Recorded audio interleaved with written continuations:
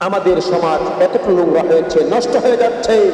সন্তান জোয়ার টাকার জন্য, নেশার টাকার জন্য বাবাকে হত্যা করতে দ্বিধাবোধ করে না, মাকে হত্যা করতে দ্বিধাবোধ করে না।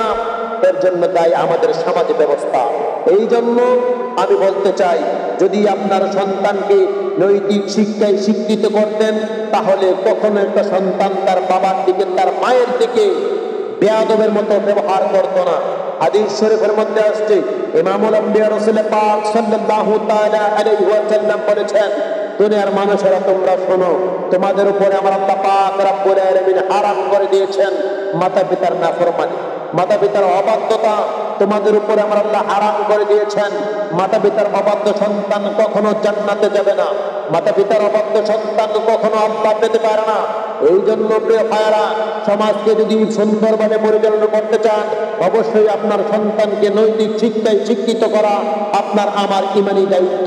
আমরা যদি আমাদের সন্তানকে নৈতিক শিক্ষায় শিক্ষিত করতে পারি, তাহলে আমাদের সমাজ ব্যবস্থা খারাপ হবে।